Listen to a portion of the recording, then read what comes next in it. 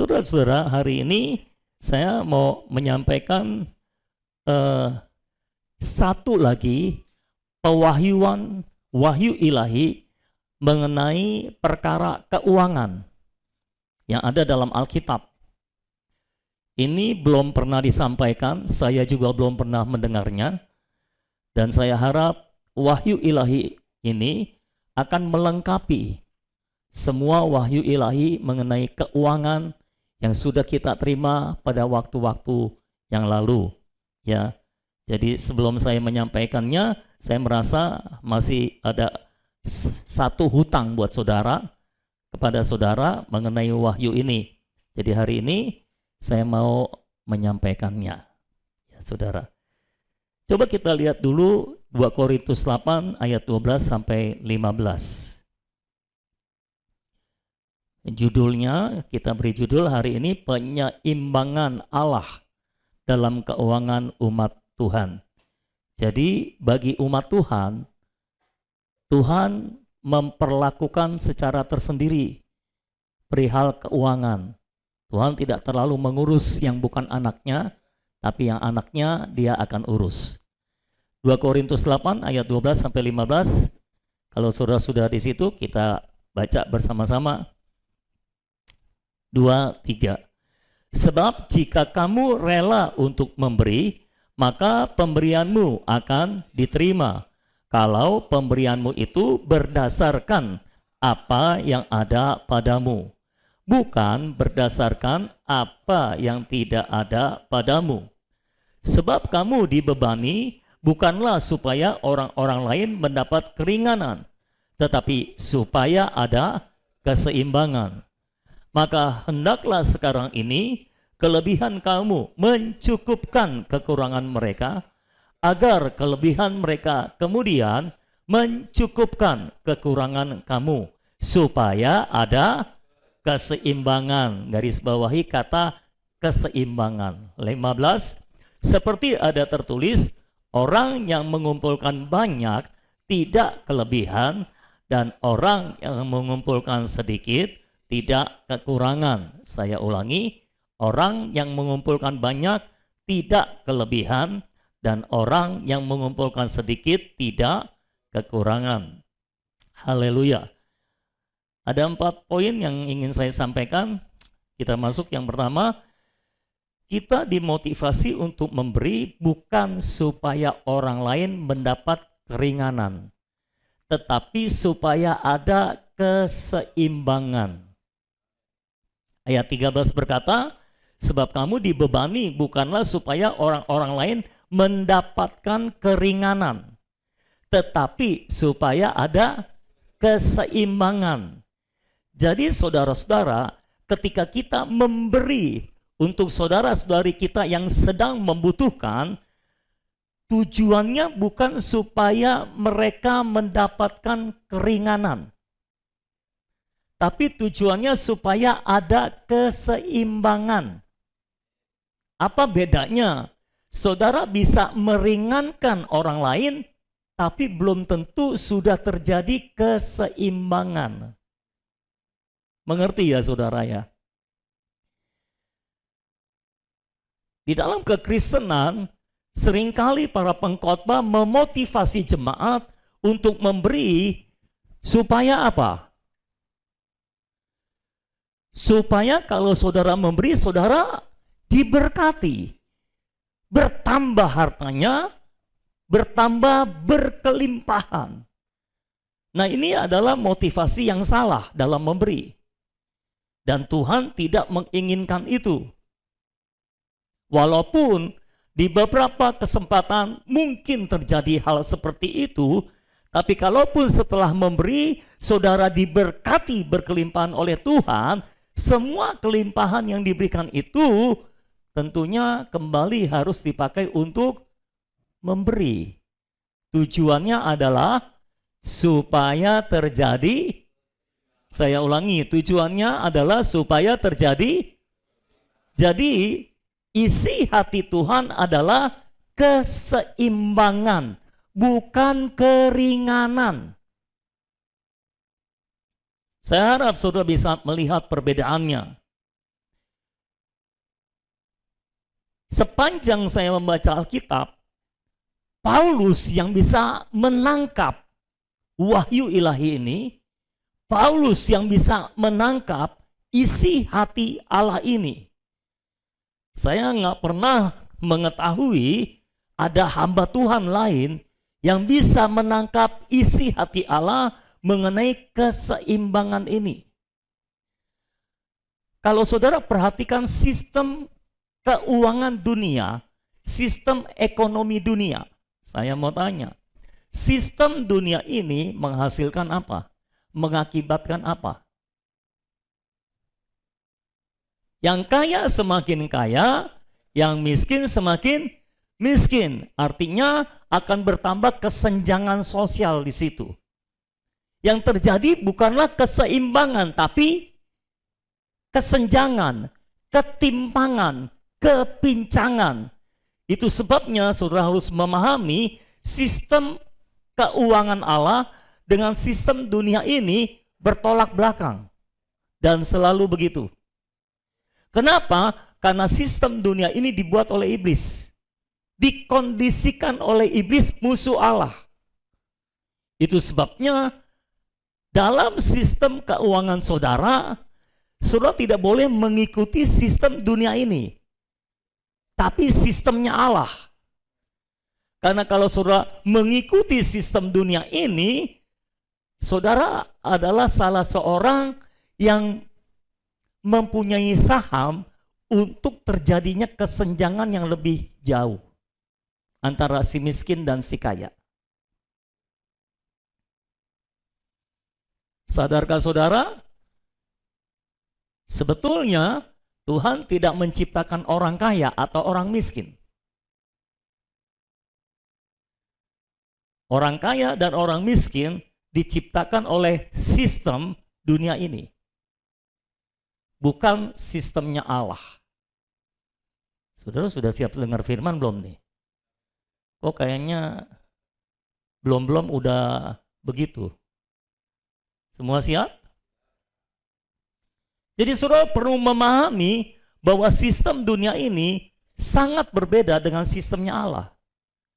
Sistem dunia ini dalam hal keuangan selalu akan menimbulkan ketimpangan, kesenjangan. Tapi sistem Allah yang dikejar adalah keseimbangan. Sehingga tidak ada jurang yang memisahkan antara si kaya dengan si miskin. Di banyak gereja, yang miskin dengan yang kaya membuat kelompok sendiri-sendiri. Yang kaya biasanya di depan, yang miskin di pojokan. Jadi ada kelompok orang kaya, ada kelompok orang miskin. Itu bukan gereja. Karena kalau gereja seharusnya menganut sistemnya Allah. Itu sebabnya di dalam gereja seharusnya tidak ada kesenjangan antara si miskin dengan si kaya.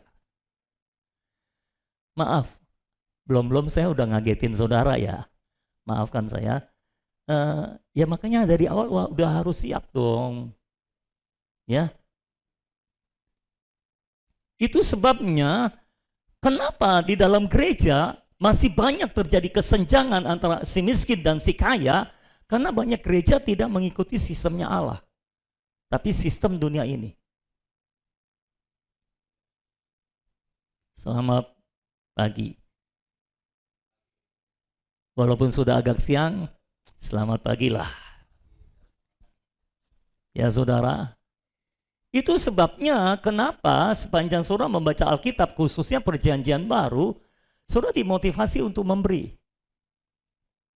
Ada banyak ayat dalam Perjanjian Baru yang memotivasi kita untuk memberi, dan memberi.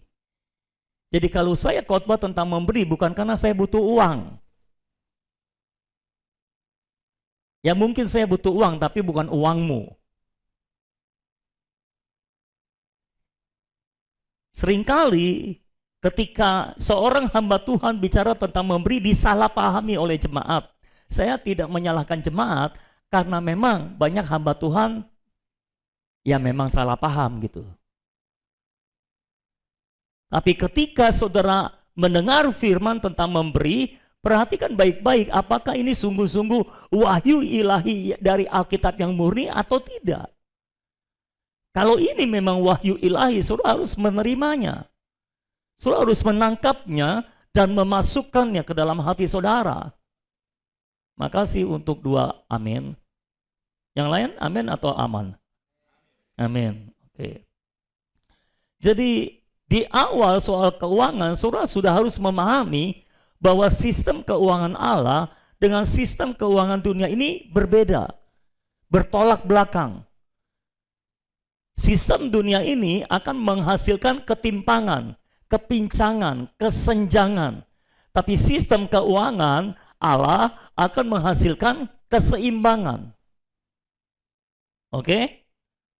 Itu sebabnya kalau saudara mengikuti sistem dunia ini, ya tidak heran di gereja akan banyak terjadi kesenjangan antara si kaya dengan si miskin. Tapi kalau saudara mengikuti sistemnya Allah, tidak ada lagi istilah si miskin atau si kaya. Yang ada adalah umat Allah. Tubuh Kristus. Amin saudara. Yang namanya tubuh Kristus, satu kaya, semua kaya. Satu miskin, semua miskin.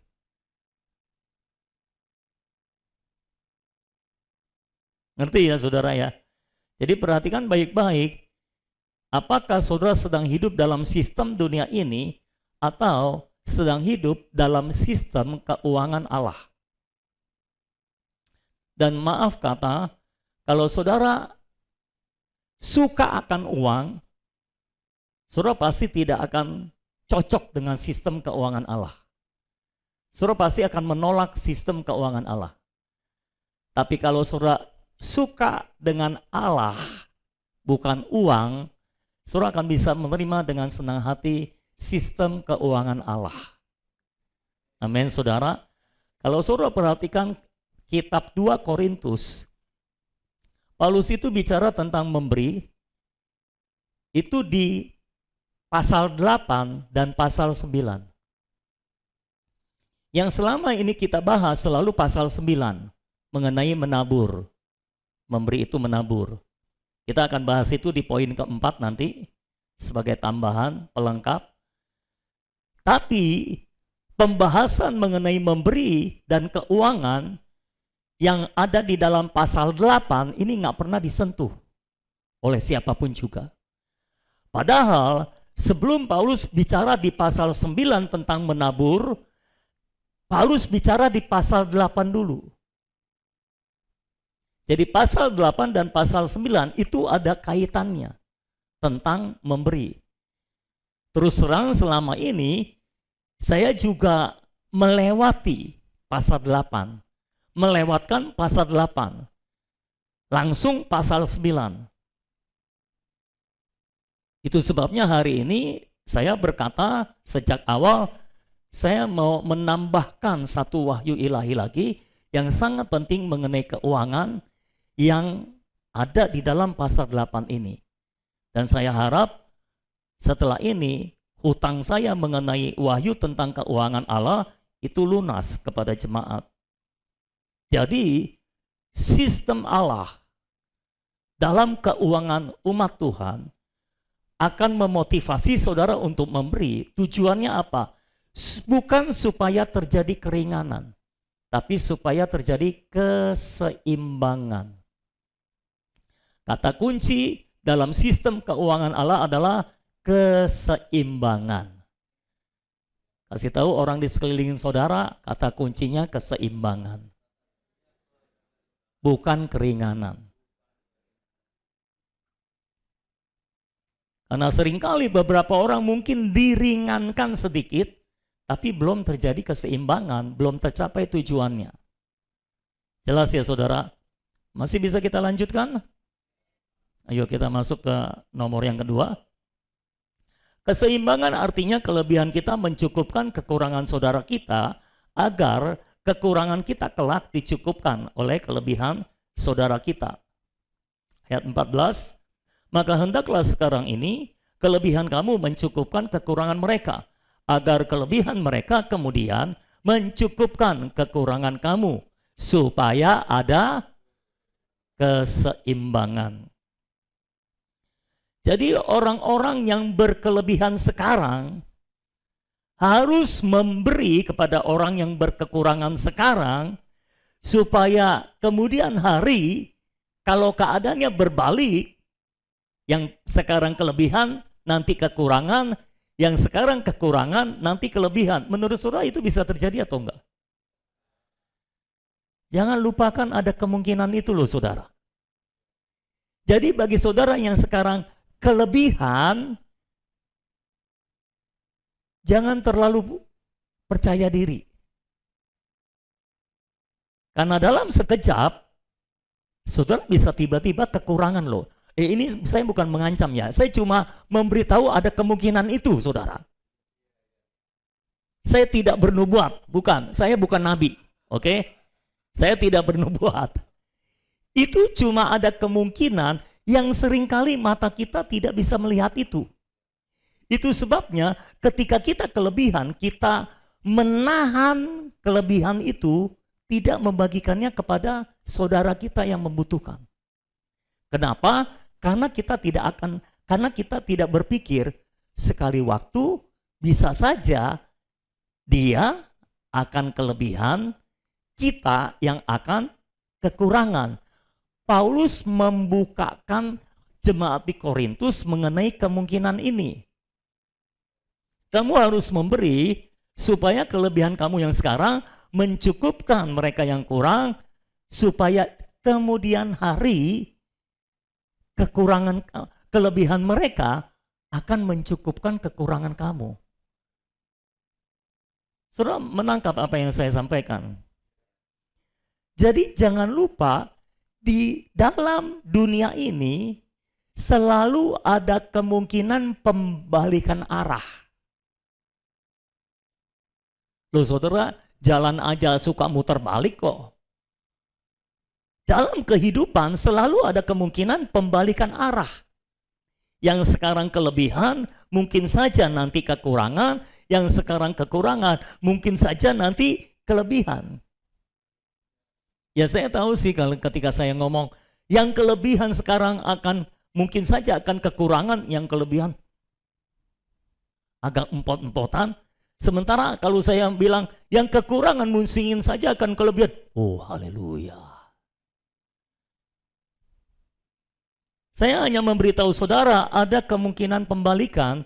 Itu sebabnya ketika saudara kelebihan, saudara harus bijaksana menggunakan kelebihan itu. Kenapa? Karena kalau ketika saudara kelebihan, saudara membagikan harta saudara kepada orang yang membutuhkan, artinya saudara sedang menabur untuk masa depan. Betul nggak saudara? Kelebihan saudara sekarang mencukupkan mereka yang kekurangan. Nanti ketika mereka yang kelebihan, saudara yang kekurangan, saudara akan menuai apa yang saudara tabur sekarang. Kalau saudara menolong orang saat ini, ketika saudara membutuhkan, Tuhan akan mengirim orang untuk menolong saudara. Kira-kira seperti itu prinsipnya. Ya. Jadi dua hal yang penting dari dua poin ini. Pertama tadi, prinsip Allah adalah keseimbangan, bukan kesenjangan. Berbeda dengan dunia ini. Di poin kedua ini yang penting adalah selalu ada kemungkinan pembalikan arah. Itu sebabnya ketika saudara kelebihan, saudara harus menabur. Supaya saudara punya simpanan untuk dituai pada saat saudara membutuhkannya. Sampai di sini oke? Semua masih oke? Oke. Saya nggak yakin saudara siap untuk yang ketiga. Tolong kencangkan sabuk pengaman saudara. Yang ketiga, dalam kedaulatannya Allah akan melakukan penyeimbangan keuangan umat Allah agar orang yang mengumpulkan banyak tidak kelebihan, dan orang yang mengumpulkan sedikit tidak kekurangan. Saudara siap? Ayat 15, seperti ada tertulis, orang yang mengumpulkan banyak tidak kelebihan, dan orang yang mengumpulkan sedikit tidak kekurangan. Saudara, ayat ini dikutip oleh Paulus dari Keluaran pasal 16, itu adalah peristiwa turunnya mana dari sorga. Nanti kita akan baca ayatnya. Nah, untuk mengerti konsep yang ingin disampaikan oleh Paulus, kenapa dia mengutip ayat ini, kita perlu lihat Keluaran 16. Supaya kita tahu prinsip apa yang mau disampaikan oleh Rasul Paulus. Kenapa ketika dia bicara tentang memberi, kok dia bisa-bisanya ingat mana yang turun dari sorga dan mengutip salah satu ayatnya yang menurut dia kelihatannya ini merupakan prinsip yang akan Allah lakukan dalam keuangan umat Allah. Oke, mari kita lihat Keluaran 16 sekarang. Kita baca ayat 15 sampai 21. Kelihatannya hari ini saya tidak akan khotbah panjang nih saudara. Entah itu kabar gembira atau kabar buruk buat saudara. Kelihatannya nggak akan panjang ini saudara. Tapi saya harap meninggalkan bekas yang cukup panjang buat saudara. Keluaran 16, mulai ayat 15. Ketika orang Israel melihatnya, berkatalah mereka seorang kepada yang lain, apakah ini? Sebab mereka tidak tahu apa itu. Tetapi Musa berkata kepada mereka, inilah roti yang diberikan Tuhan kepadamu menjadi makananmu. Beginilah perintah Tuhan. Pungutlah itu, perhatikan perintah Tuhannya, tiap-tiap orang menurut keperluannya. Masing-masing kamu boleh mengambil untuk seisi kemahnya segomer seorang menurut jumlah jiwa. Jadi peraturan yang Tuhan berikan adalah masing-masing memungut menurut keperluannya. Keperluannya itu berapa? Segomer seorang. Ukurannya tuh 1 gomer 1 orang. Jadi kalau di rumah ada 10 orang, maka yang diperlukan berapa? 10 gomer. Kalau di rumah ada 50 orang, 50 gomer yang diperlukan. 1 orang, 1 gomer keperluannya. Jadi masing-masing kemah akan mengumpulkan menurut jumlah jiwa dalam kemahnya. Kira-kira seperti itu. Itu menurut keperluannya. 17. Demikianlah diperbuat orang Israel. Mereka mengumpulkan, ada yang banyak, ada yang sedikit. Ketika mereka menakarnya dengan gomer, maka orang yang mengumpulkan banyak tidak kelebihan, dan orang yang mengumpulkan sedikit tidak kekurangan. Ini ayat yang dikutip oleh Paulus. Tiap-tiap orang mengumpulkan menurut keperluannya. Jadi saudara, selalu akan ada orang yang serakah. Kita selalu punya prinsip, daripada kurang lebih baik lebih. Kalau lebih kan gampang, kalau kurang susah. Misalnya saudara menikah, bikin resepsi pernikahan. Mau tanya, makanannya disiapkannya lebih atau kurang? Kenapa? Karena kita punya prinsip lebih baik lebih daripada kurang. Kalau lebih gampang bisa dibawa pulang, kalau kurang malu. Karena manusia tidak suka malu dan tidak bisa malu. Itu sebabnya tidak berani malu. Daripada malu lebih baik kita lebihin. Kita selalu punya prinsip lebih baik lebih daripada kurang, gitu kan saudara. Jadi selalu ada orang-orang yang ingin mengumpulkan lebih.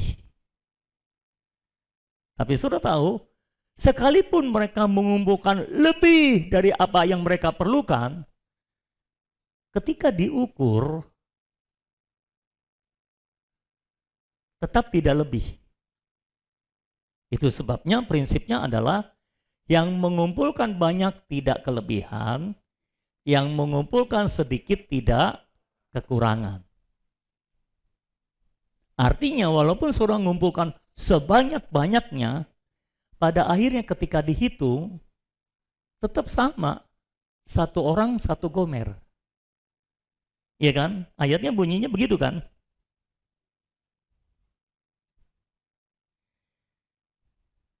Ketika mereka menakarnya dengan gomer, maka orang yang mengumpulkan banyak tidak kelebihan, dan orang yang mengumpulkan sedikit tidak kekurangan.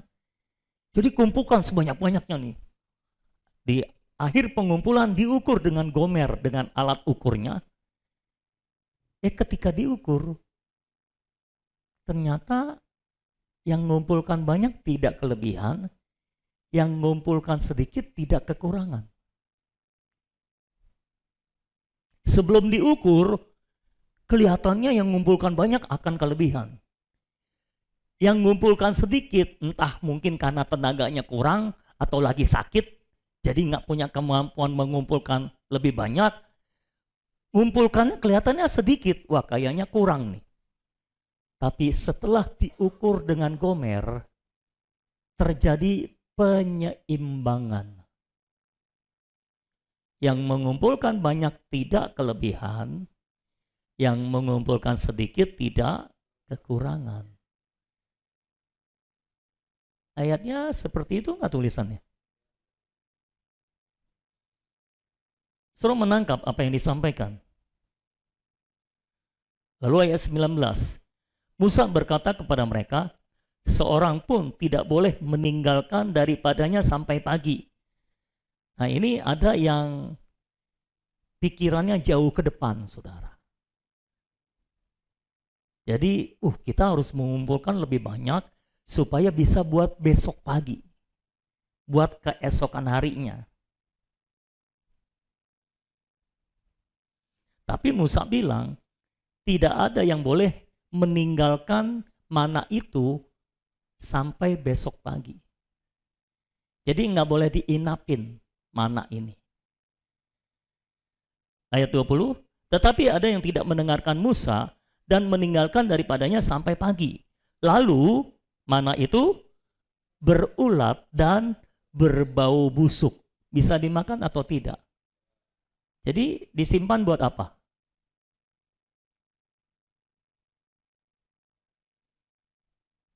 Nggak ada artinya ya. Maka Musa menjadi marah kepada mereka. Udah nggak ada artinya, bonusnya dimarahin Musa, saudara. Setiap pagi mereka memungutnya, tiap-tiap orang menurut keperluannya. Tetapi ketika matahari panas, cairlah itu. Jadi ada yang mengumpulkan buat nanti siang, misalnya kayak gitu. Tapi ketika matahari panas, itu mencair. Nggak bisa dimakan juga. Perhatikan ada 3 kemungkinan. Pertama, yang mengumpulkan banyak, kelihatannya lebih. Yang mengumpulkan kurang, kelihatannya kurang. Yang mengumpulkan sedikit, kelihatannya akan kurang. Tapi setelah diukur dengan gomer, hasilnya satu orang tetap satu gomer. Jadi yang mengumpulkan banyak tidak kelebihan, yang mengumpulkan sedikit tidak kekurangan. Saudara mengikuti saya enggak nih? Ya. Berarti apa yang terjadi di situ? Ya, keseimbangan. Tapi apa yang terjadi? Apa yang terjadi sehingga terjadi keseimbangan? Hah? Perpindahan. Lebih tepatnya pengurangan dan penambahan. Yang mengumpulkan banyak ketika diukur, ada yang hilang. Ada yang dikurangi. Jadi dihilangkan, sementara yang mengumpulkan sedikit ditambahkan. Sehingga ujungnya terjadi keseimbangan. Tetap satu orang, satu gomer. Menurut keperluannya. Ini kasus pertama, dihilangkan. Kalau kelebihan, dihilangkan. Kekurangan, ditambahkan. Siapa yang melakukan? Siapa yang melakukan? Sekali lagi saya tanya, siapa yang melakukan? Oh, 3 kali berarti saudara yakin bahwa itu Tuhan. Kasus kedua, ada yang mau mengumpulkan sampai besok pagi, disimpan sampai besok pagi. Hasilnya apa? Berulat dan berbau busuk, artinya rusak. Jadi yang pertama tadi dihilangkan, kalau yang mau kelebihan nih, yang serakah. Yang pertama, Tuhan menghilangkan yang lebihnya. Yang kedua, dirusak. Yang disimpannya jadi rusak. Jadi bisa hilang, bisa rusak. Dan yang ketiga, jadi cair. Cair artinya ya nggak bisa kepake lagi, nggak bisa kemakan. Mencair begitu. Nggak mengenyangkan lagi. Dihilangkan, dirusak, dicairkan. Dicairkan itu apa ya namanya? Kata lainnya. Ya sudah cari sendiri lah. Pokoknya semua yang disimpan untuk lebih banyak itu jadi sia-sia. Nggak bisa terpakai. Dihilangkan oleh Tuhan, dirusakkan oleh Tuhan, dicairkan oleh Tuhan, sehingga tidak apa namanya ya. Pokoknya tidak berguna lagi, tidak bisa dipakai lagi, tidak bisa dimakan lagi. Oke, sampai sini sudah bisa mengikuti? Jadi ada 3 kemungkinan yang bisa dilakukan oleh Tuhan terhadap orang-orang yang terus mau menyimpan harta untuk kepentingannya sendiri, untuk kelimpahannya sendiri.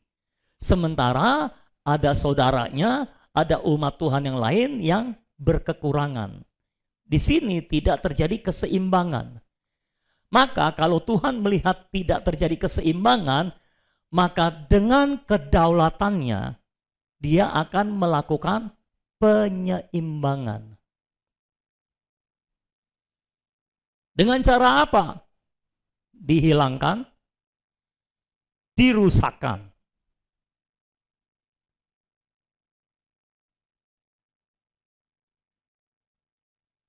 Ini saya sebut dengan istilah, inilah prinsip kedaulatan Allah. Kalau menabur, itu bukan prinsip kedaulatan, itu prinsip alam. Siapa menabur akan menuai, itu prinsip alam. Artinya apa? Artinya Tuhan memberikan prinsip alam kepada saudara untuk saudara memberi, yang artinya menabur. Tapi ada orang-orang Kristen yang tidak mau memenuhi prinsip alam. Mereka tidak suka memberi, mereka tidak suka menabur. Nah, kalau saudara tidak mau mengikuti prinsip alam, maka saudara akan mengalami prinsip kedaulatan Allah.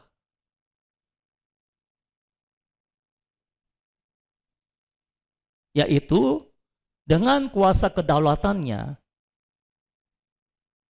dia akan menghilangkan atau merusakkan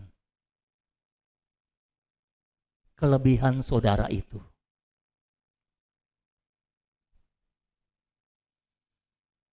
Itu sebabnya memberi bukan perkara sepele dalam kehidupan orang Kristen. Karena Tuhan harus mencapai tujuannya, yaitu supaya terjadi keseimbangan.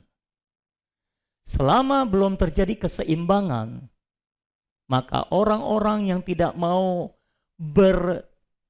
berjalan dengan prinsip alam, memberi sebagai menabur, tidak ada taburan, maka Tuhan akan bergerak dengan kuasa kedaulatannya, menghilangkan atau merusakkan harta yang selama ini dikumpulkan, sehingga pada akhirnya yang mengumpulkan banyak tidak kelebihan, yang mengumpulkan sedikit tidak kekurangan. Itulah keseimbangan. Dalam dunia ini, sistem dunia ini penuh dengan ketidakadilan. Bisakah saudara bayangkan? Orang yang dilahirkan dalam keluarga miskin, mereka pasti tidak punya kemampuan untuk mengumpulkan banyak. Dari sudut pendidikan saja mereka mungkin tidak bisa mengenyam pendidikan yang tinggi. Hanya bisa mengenyam pendidikan yang rendah. Dalam kasus-kasus khusus, ada yang memang bisa keluar dari kemiskinan karena usahanya sendiri. Tapi itu bukan prinsip umum, itu prinsip khusus, itu kasus khusus. Itu mungkin satu kejadiannya bisa satu di antara berapa juta perbandingannya. Tapi secara umum, orang yang dilahirkan dalam keluarga miskin akan tetap miskin sampai beberapa tahun ke depan. Kecuali terjadi sesuatu yang luar biasa. Ini tidak adil.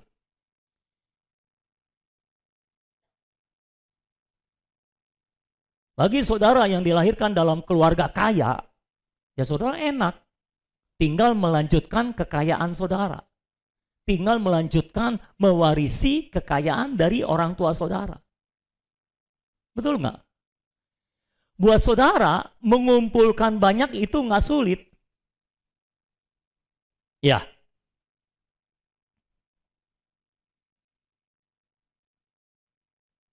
Ini orang yang miskin akan teriak sama Tuhan, nggak adil Tuhan. Kenapa aku dilahirkan dalam keluarga miskin? Masalahnya, kelahiran itu kedaulatan Tuhan. Kita tidak pernah bisa memilih di mana kita harus dilahirkan. Dari siapa, dari rahim siapa kita dilahirkan. Kalau boleh meminta, kita semua akan meminta untuk kita dilahirkan dalam keluarga. Enggak ada yang mau ya di keluarga kaya cuma satu. Malah ada yang mau di keluarga kerajaan katanya saudara. Kalau saudara diizinkan meminta di mana saudara lahir, boleh terserah kamu mau lahir di mana, apa yang kamu minta akan dikabulkan. Saudara mungkin akan berdoa, Tuhan, tolong lahirkan aku dalam keluarga kaya. Kalau bisa yang bule. Bukan cuma kaya, bule mau juga saudara. Jangan yang sipit Tuhan, matanya yang belok gitu saudara. Kan kalau saudara dilahirkan oleh orang sipit, kemungkinan besar saudara sipit kan? Ya, Tuhan, aku nggak mau mataku sipit, tolong lahirkan aku di keluarga bule yang matanya tidak sipit. Masalahnya nggak bisa. Kita nggak bisa memilih di mana kita dilahirkan, dari rahim siapa kita dilahirkan. Kalau bisa seperti itu akan terjadi kekacauan. Waktu saudara umur berapa bulan di dalam rahim, belum keluar dari dalam rahim, saudara melihat-lihat ini rahim siapa. Lalu saudara menyelidiki dan saudara tahu, wah ini rahim orang miskin. Nggak mau, Tuhan pindahkan aku ke rahim orang kaya. Akan banyak terjadi perpindahan bayi dalam rahim pada waktu itu. Kalau bisa seperti itu, akan terjadi kekacauan. Kita tidak bisa memilih di mana kita dilahirkan. Jadi kalau kebetulan saudara dilahirkan dalam keluarga miskin, bersyukurlah. Itu yang amin orang miskin atau orang kaya tuh. Ya. Saya juga kebetulan dilahirkan dalam keluarga miskin. Kalau saudara dilahirkan dalam keluarga kaya, ya bersyukur juga lah. Masa nggak bersyukur? Tapi permasalahannya saudara harus mengerti ketika saudara dilahirkan kembali, saudara menjadi umat Allah, saudara harus mulai mengerti isi hati Allah untuk prinsip keuangan. Dalam area keuangan. Percayakah saudara, percaya atau tidak percaya, dalam kehidupan umat Allah akan terjadi keseimbangan. Yang mengumpulkan banyak tidak kelebihan, yang mengumpulkan sedikit tidak kekurangan. Kalau prinsip alam tidak bisa mengatur itu, maka dengan kuasa kedaulatannya Allah akan mengatur itu, akan menjadikan itu. Itu sebabnya, ayo kita cek dengan pengalaman kita. Kebenaran akan tepat, akan cocok dengan pengalaman. Sepanjang yang saya tahu, kebanyakan kita, ketika kita sudah mengumpulkan banyak untuk masa depan, dengan kata lain, untuk besok pagi. Gitu ya saudara. Untuk masa depan kan, untuk hari esok. Terus kumpulkan. Tiba-tiba terjadi sesuatu.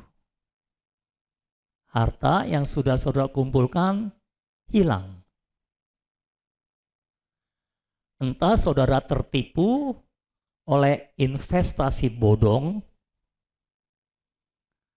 atau ada berapa kejadian, ada 1, 2, 3 kejadian yang mau tidak mau memaksa saudara.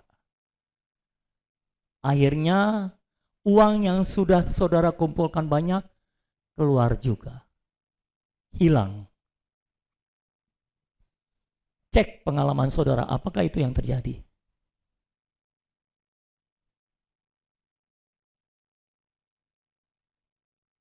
Saya sudah cek pengalaman saya mengalaminya. Saudara, ada yang mengalami nggak? Coba angkat tangan kalau yang mengalami. Oke, 1 di depan, 1 di belakang. Ada yang angkat tangan setengah tiang. Siapa yang mengalami ini?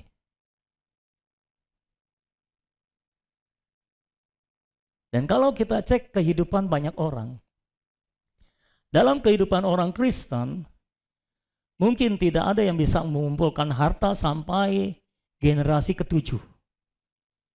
Dan kebanyakan kita bilang, kita akan mengumpulkan harta.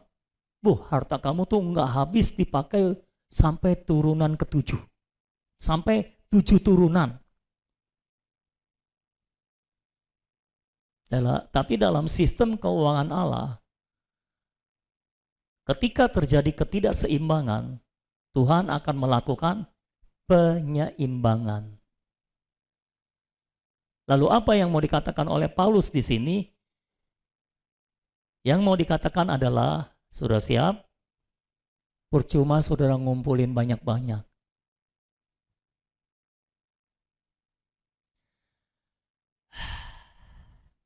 Rasanya hari ini saudara akan pulang dengan kecewa.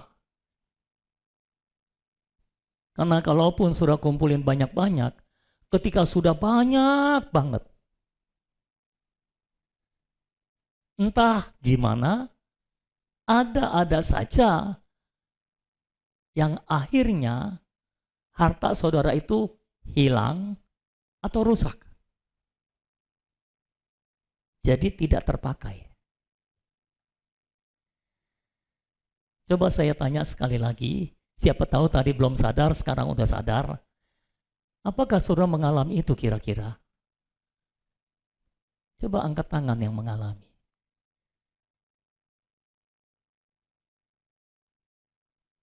Belum ada tambahan ya? Nanti saya ulang lagi pertanyaannya.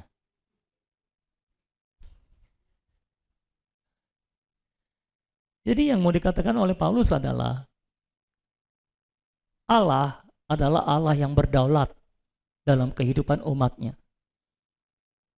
Kalau saudara sendiri tidak bisa melakukan penyeimbangan, maka Allah akan melakukannya bagi saudara. Sehingga pada akhirnya, orang yang mengumpulkan banyak tidak kelebihan, orang yang mengumpulkan sedikit tidak kekurangan. Bagi saudara yang tidak punya kemampuan untuk mengumpulkan lebih banyak, artinya karena latar belakang, karena situasi dan kondisi, saudara nggak punya kemampuan untuk mengumpulkan harta banyak-banyak. Karena kurang koneksi atau apa gitu, bukan karena malas ya. Kalau karena malas itu kesalahan saudara. Tapi saudara sudah berjuang, tapi juga tidak bisa mengumpulkan banyak-banyak. Yang saudara bisa kumpulkan selalu sedikit-sedikit saja. Karena keadaan. Memang saudara tidak bisa punya kemampuan untuk mengumpulkan lebih banyak. Bagi saudara yang seperti itu, jangan takut karena Allah sendiri akan melakukan penyeimbangan. Sehingga saudara yang cuma bisa mengumpulkan sedikit tidak akan kekurangan. Apakah itu kabar baik buat saudara? Saya mau nyampaikan kabar baik dari sisi yang satunya lagi. Bagi saudara yang punya kelebihan banyak hari ini, jangan takut juga karena Allah akan melakukan penyeimbangan.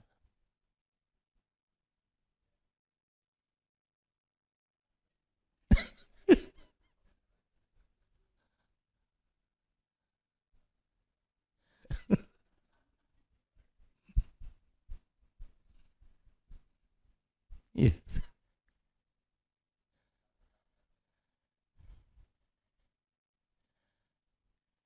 Artinya apa? Paulus mau mengatakan, ayo memberi. Kalau kamu nggak memberi sekarang, nanti uang kamu akan hilang juga percuma. Kalau memberi, kamu menabur untuk masa depan. Kalau kamu simpan terus, nanti diseimbangkan Allah, nangis kamu. Kalau dengar beritanya sih masih bisa ketawa.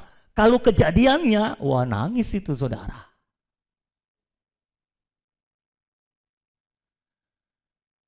Menurut saudara, apakah Allah bisa melakukan itu? Lah, kenapa nggak bisa? Beberapa kita sudah mengalaminya. Sebetulnya ada lebih banyak orang yang sudah mengalami, cuma sedikit yang mengakui. Inilah prinsip keuangannya Allah. Tujuan Allah adalah supaya terjadi keseimbangan dalam kehidupan umat Allah. Jadi bagi saudara yang sampai hari ini masih tidak punya kesukaan untuk memberi, tidak punya murah hati untuk memberi, walaupun banyak di antara saudara seiman yang saudara ketahui mereka sedang kekurangan, tapi saudara terus mengeraskan hati, tidak mau memberi, tidak mau melakukan penyeimbangan dengan prinsip alam, maka Tuhan sendiri akan melakukan penyeimbangan dengan prinsip kedaulatan Allah. Jadi saudara, itu sebabnya saya bilang, bagi orang yang serakah, bagi orang yang cinta uang, mereka akan menolak prinsip keseimbangan Allah ini. Mereka tidak akan bisa menerima. Apaan? Masa Allah menghilangkan harta saya? Selama ini saya selalu mendengar khotbah, oh berilah maka kamu akan diberi. Saya memberi. Pertanyaan saya, apakah pemberian saudara sudah mengakibatkan keseimbangan? Atau baru menyebabkan keringanan? Yang Allah kejar adalah keseimbangan, bukan keringanan. Apakah saudara mendengar itu? Ya. Saya tahu ini makanan yang sangat keras, tapi ini sangat bergizi. Artinya apa? Artinya ketika saudara jadi anak Allah, Allah tidak mengizinkan adanya keserakahan dalam diri saudara. Allah tidak akan mengizinkan cinta uang ada dalam diri saudara. Bagi beberapa orang, Allah harus mengerat keserakahan dalam dirinya dengan menghilangkan hartanya. Bagi beberapa orang yang lain, Allah harus mengerat cinta uang yang masih ada dalam diri umatnya dengan cara merusakkan harta mereka. Tetapi bagaimanapun juga Allah akan melakukan penyeimbangan. Saya nggak tahu apakah saudara sudah mengenal Allah yang melakukan penyeimbangan dalam keuangan umat Allah. Kalau saudara belum mengenalnya, hari ini saya memperkenalkannya kepada saudara. Dia adalah Allah yang melakukan penyeimbangan dalam keuangan umat Allah. Kalau saudara tidak mau melakukannya dengan prinsip alam, maka Allah sendiri akan melakukannya dengan prinsip kedaulatan. Tapi kalau saudara mau memberi supaya terjadi keseimbangan, maka pemberian saudara akan dianggap sebagai penaburan oleh Allah. Kita masuk kepada poin yang keempat. Karena kalau saya lanjutkan di poin yang ketiga, saya khawatir saudara nggak pulang nanti. Yang keempat, memberi adalah menabur untuk menuai. Pasal 9 ayat 6-10, camkanlah ini, orang yang menabur sedikit akan menuai sedikit juga. Dan orang yang menabur banyak akan menuai banyak juga. Ada amin? Amin. Tapi ketika saudara memberi banyak dan saudara menuai banyak, semua tuaian yang banyak itu harus ditaburkan lagi, bukan disimpan.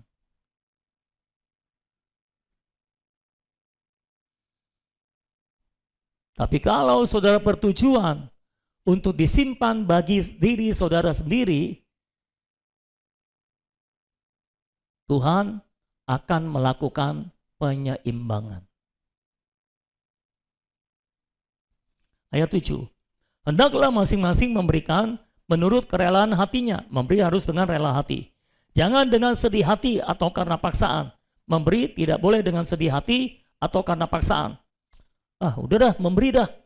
Daripada nanti juga hilang, buat apa dikumpulin? Udah dah, memberi. Nah, itu namanya memberi dengan paksaan. Memberi dengan susah hati, dengan sedih hati. Nggak boleh, itu pemberiannya nggak bisa diterima oleh Allah. Kalau seperti itu. Sebab Allah mengasihi orang yang memberi dengan sukacita. Kalau saudara memberi dengan sukacita, Allah mengasihi saudara. Dan Allah sanggup melimpahkan segala kasih karunia kepada kamu, supaya kamu senantiasa berkecukupan di dalam segala sesuatu dan malah berkelebihan di dalam berbagai kebajikan. Jadi kalau saudara memberi, maka Allah akan melimpahkan kasih karunia kepada saudara, sehingga saudara berkecukupan dalam segala sesuatu. Saya tidak pernah mengenal, saya tidak pernah tahu ada orang yang suka memberi lalu kekurangan. Gak ada.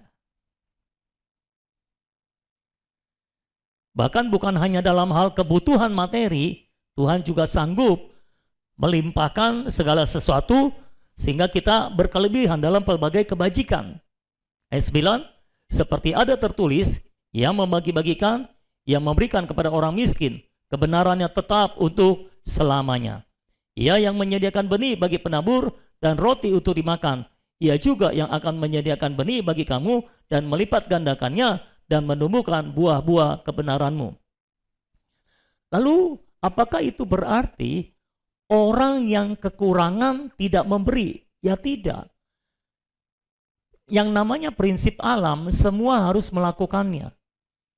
Yang merasa berkekurangan atau yang merasa berkelebihan. Karena pada akhirnya kalau saudara menyadari, kelebihan atau kekurangan itu cuma soal perasaan. Saya ulangi, kelebihan atau kekurangan itu cuma soal perasaan. Kenapa saya bilang cuma soal perasaan? Saya sudah cukup lama jadi gembala, menggembalakan beragam jemaat. Ada jemaat-jemaat yang saya tahu, katakanlah penghasilannya 5 juta sebulan, punya anak satu, tapi berkekurangan. Sementara ada yang lain penghasilannya 5 juta sebulan, anaknya 3. Sama kekurangannya. Ya kalau kekurangannya sama berarti yang punya anak satu lebih boros dong. Ada juga orang yang penghasilannya 5 juta, punya anak 1 atau 2 berkecukupan. Tidak berkekurangan. Berarti kalau ada orang penghasilan 5 juta, punya anak 2 tidak berkekurangan, seharusnya orang yang punya anak 1 penghasilan 5 juta juga tidak berkekurangan. Betul nggak? Betul nggak saudara?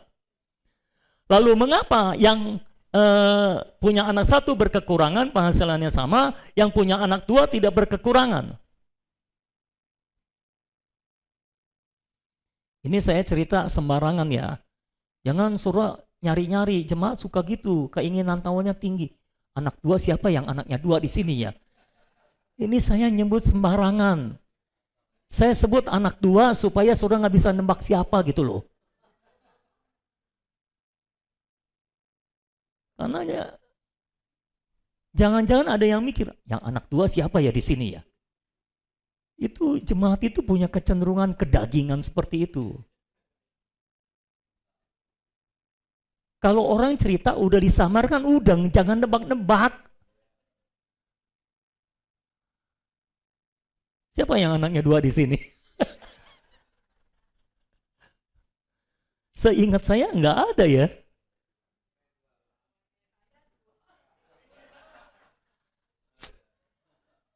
Saudara nggak ngerti. Kan saya lagi cerita tentang yang kekurangan.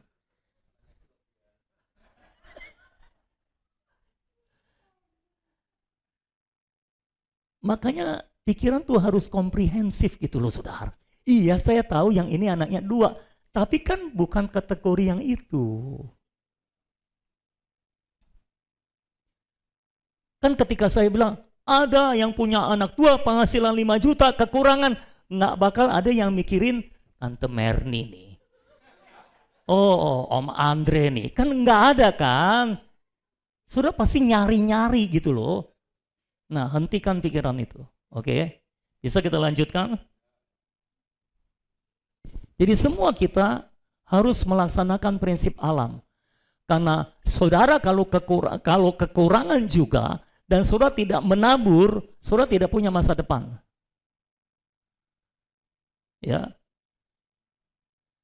Intinya, orang yang tidak pernah menolong orang tidak layak ditolong. Orang yang tidak pernah memberi tidak layak diberi.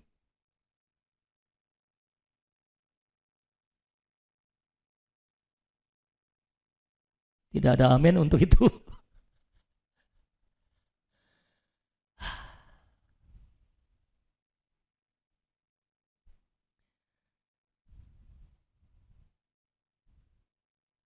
Kita sudah baca sampai ayat 10 tadi kan.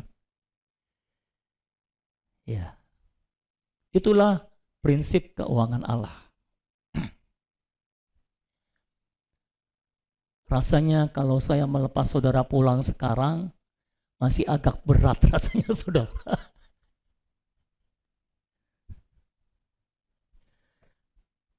Perhatikan baik-baik hal-hal yang penting hari ini.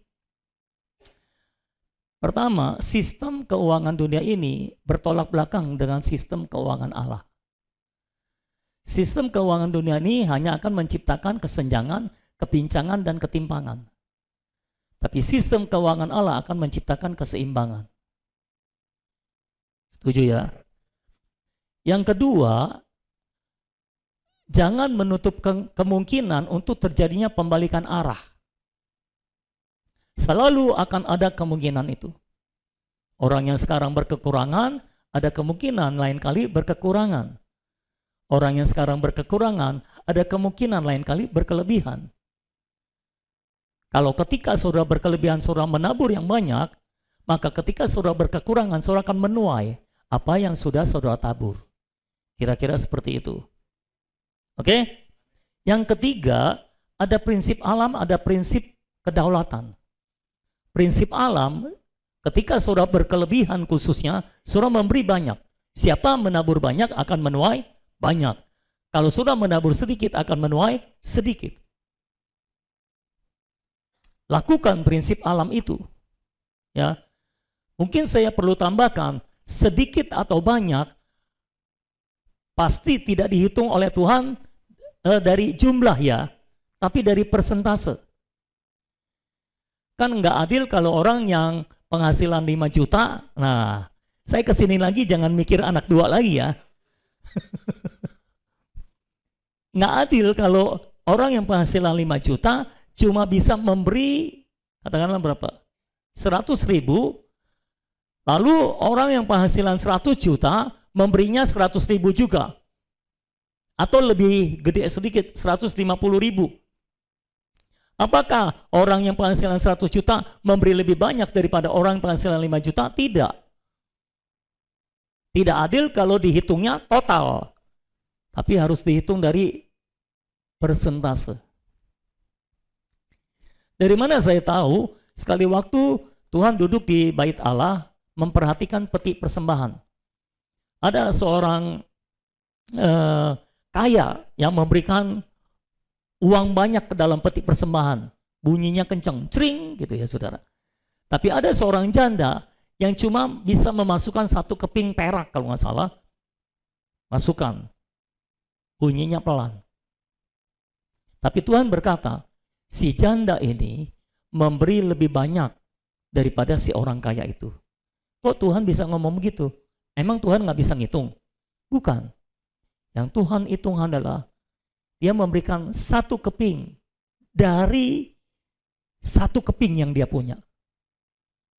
Artinya dia memberikan 100% dari semua yang dia punya. Tapi si kaya, kalaupun dia memberikan 100 keping, di rumah masih ada 10.000 keping. Dia cuma memberikan berapa? 1%? Mungkin 0,01%. Jadi kalau dihitung persentase, persembahan orang kaya itu jauh di bawah si janda ini. Karena dia memberikan 100% dari yang dia punya.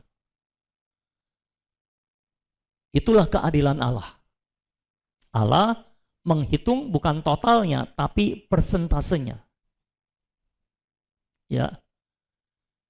Jadi kalau saudara berhasilnya mengumpulkan sedikit, saudara memberikan sedikit, bukan total sedikit itu yang dihitung, tapi berapa persen dari penghasilan saudara yang dihitung.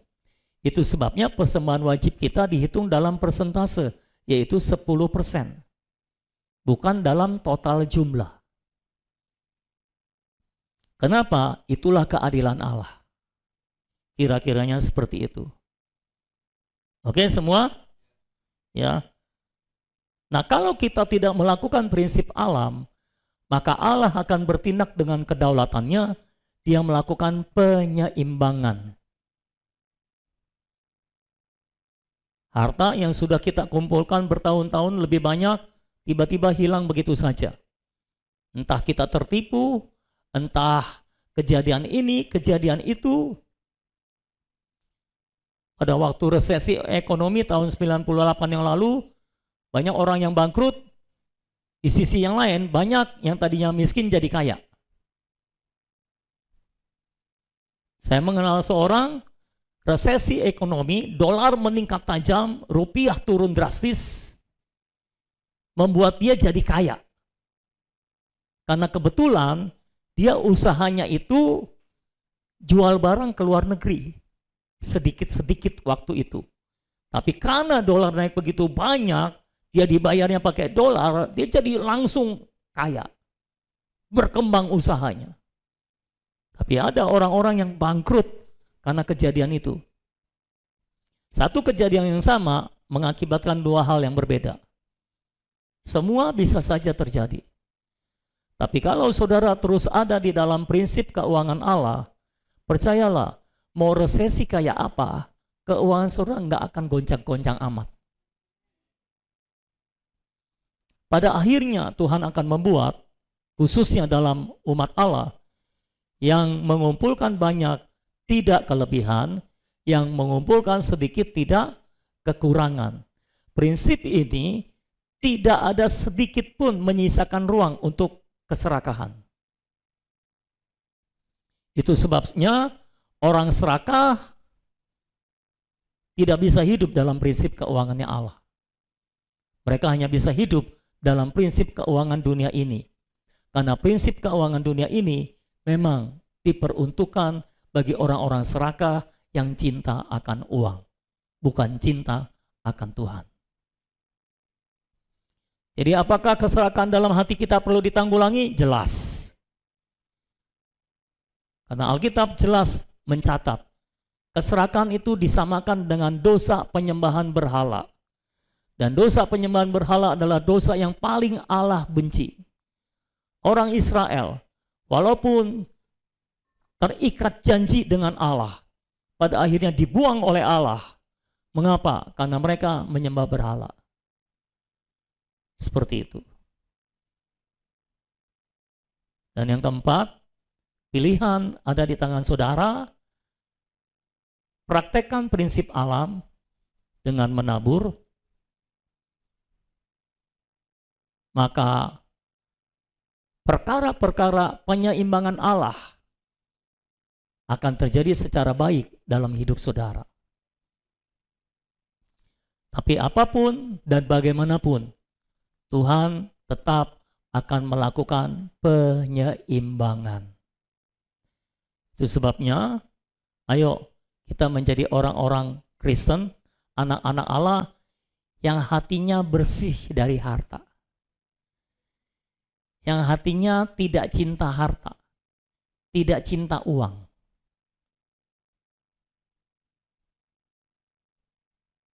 Tidak menyembah uang, tidak menyembah mamon. Tidak ada keserakahan dalam hati dan hidup kita. Karena kita hanya mencintai Tuhan.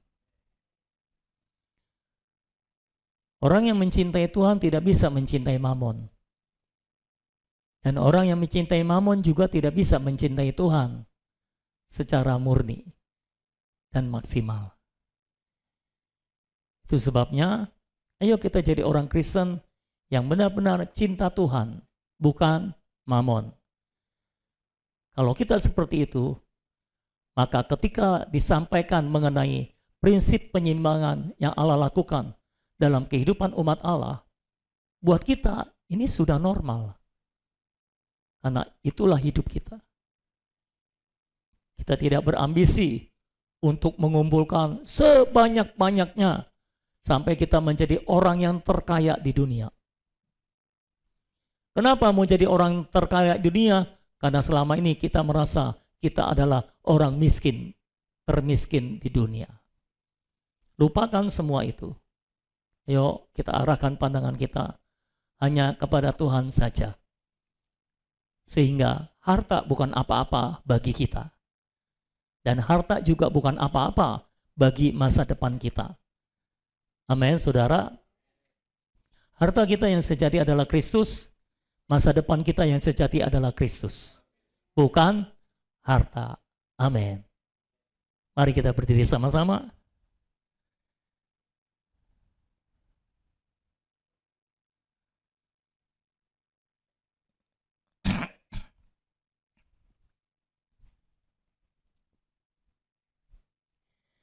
Boleh kita nyanyi lagu itu? Yesus, kau adalah, aku bukanlah. Sebelum kita berdoa. Haleluya.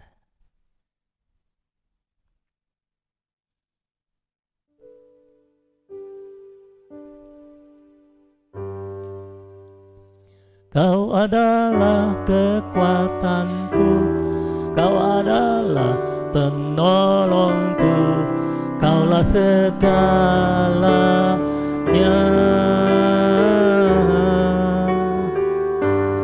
Di dalammu aku hidup, di luarmu aku mati, kaulah segalanya. Yesus, Yesus, Kau adalah aku bukanlah. Yesus, Kau adalah aku bukanlah. Sekali lagi, Kau adalah kekuatan. Kau adalah kekuatanku, Kau adalah penolongku, Kaulah segalanya.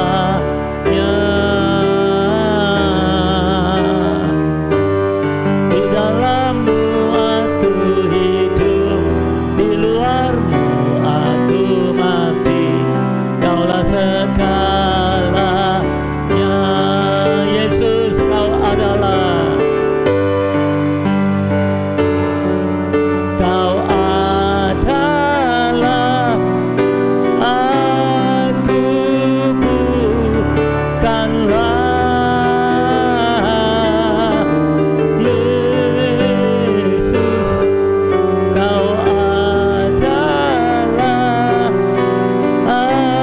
aku bukanlah. Sekali lagi, Yesus, Kau adalah. Yesus, Kau adalah bukanlah.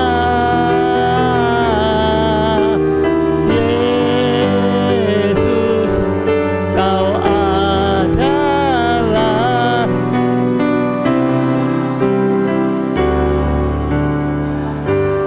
Amin.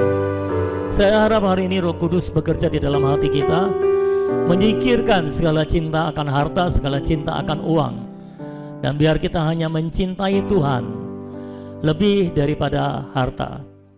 Dan hari ini juga biar Roh Kudus memberikan hati yang murah hati kepada kita semua, sehingga kita lebih suka memberi daripada menerima. Kita lebih suka memberi daripada menerima. Kita memberi bukan supaya terjadi keringanan, tapi supaya terjadi keseimbangan. Biarlah kita menangkap isi hati Tuhan hari ini dan melaksanakan isi hati Tuhan tersebut. Haleluya. Itu sebabnya saya berdoa supaya tidak ada lagi keinginan untuk mengumpulkan uang yang banyak, harta yang banyak dalam diri kita semua. Semua kita akan pakai untuk pembangunan rumah Tuhan, untuk pembangunan tubuh Kristus. Haleluya. Tuhan, kami membawa hidup kami ke dalam tangan Tuhan. Kami tahu masih ada banyak yang bukan Kristus dalam diri kami yang harus disingkirkan. Kami berdoa supaya Roh Kudus bekerja dengan kuat untuk menyingkirkan segala sesuatu yang bukan Kristus dalam hidup kami, sehingga dalam hidup kami hanya tersisa Kristus. Hanya Kristus yang memenuhi hidup kami, hanya Kristus yang menguasai hidup kami, hanya Kristus yang ada di hati kami, hanya Kristus yang kami dambakan, hanya Kristus yang kami ingin melimpah dalam hidup kami, bukan yang lain ya Tuhan. Dan biarlah Kristus itu juga tersalur dari hidup kami Tuhan, secara limpah. Oh Tuhan Yesus, bangkitkan setiap jemaat-Mu di tempat ini, menjadi orang-orang yang mempersembahkan diri kepada-Mu, dan kemudian bisa mempersembahkan harta kepada-Mu ya Tuhan. Tuhan, bangkitkan setiap kami Tuhan, menjadi orang-orang yang mencintai Tuhan lebih daripada yang lainnya. Terima kasih Tuhan, biarlah kiranya Engkau memeteraikan semua firman Tuhan ini di dalam hati dan hidup kami, sehingga kami sama sekali bukan lagi hamba mamon, kami semata-mata hanya hamba Tuhan. Kami hanya melakukan apa yang Tuhan katakan, dan kami hanya melaksanakan apa yang Tuhan kehendaki bagi kami. Terima kasih Tuhan, meteraikan firman-Mu dalam hidup kami. Biarlah Engkau memberkati kami semua, dan kami berdoa, biarlah berita firman ini sampai juga kepada semua jemaat yang hari ini tidak hadir ya Tuhan. Terima kasih Tuhan, Engkau memberkati semuanya, dan Engkau sendiri akan mengerjakan semuanya di dalam kami dan melalui kami. Terima kasih Tuhan, di dalam nama Tuhan Yesus yang kami cintai satu-satunya, kami berdoa. Dan semua saudara yang mencintai Tuhan, sama-sama kita katakan, amin. Puji nama Tuhan. Haleluya.